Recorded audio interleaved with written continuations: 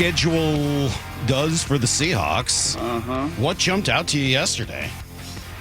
I thought they kind of took care of the first-time head coach, maybe a little more than Pete over the years.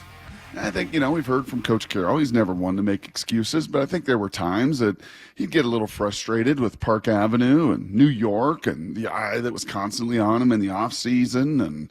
And at times, I think a schedule that wasn't always, the most beneficial, the most pleasant for a team way up. He was never one to make excuses? Yeah, I don't know if I would go all the way there. There's a lot of things I love about Pete. I don't know if I'd be willing to say he never made excuses. Well, when you're in one place for 14 years, I and wouldn't you say outlast I wouldn't use that as a defining characteristic of Pete Carroll. I love the soft landing to begin the season. Probably not going to see Drake May week 2. It's probably going to be Jacoby Brissett. But Denver is probably going to be Bo Nix. Sean Payton's kind of hubris and ego, and it was clearly Sean that wanted Bo in that organization. So the fact you get a rookie quarterback at home out the gate, the fact you get a rebuilding New England team, Miami's got to come all the way here.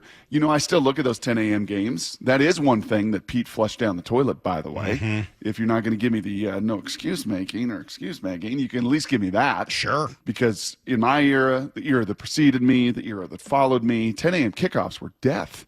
The numbers were clear as day. You didn't win those games. Pete kind of erased that thought and got the guys to really buy in and do things in that organization to make sure they were amped and wired and ready to go. But you don't have many of those.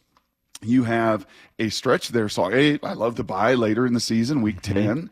And then you get a stretch there after the Atlanta game, October 20th on that Sunday, from October 21st all the way to November 16th before you play the Niners. That is a long stretch where you get to sleep in your own bed. 1, 2, 3, 4, 5, 6, 7, 8 games into the season, about when your body starts to get a little beat up, a little fatigued.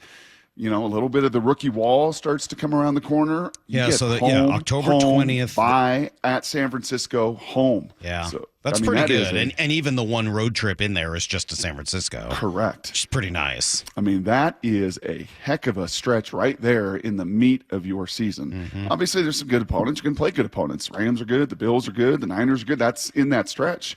But there's no excuse. You get those things at home with a whole bunch of rest. So, I thought we knew who the opponents were. We knew the home and away. But as it all kind of laid itself out there, I love the separation of those 10 a.m. kicks. I love the fact you don't have to do what San Fran's got to do and go to the East Coast and the East Coast and the East Coast 3 of 4 weeks, which we've seen the Seahawks have to battle in the past.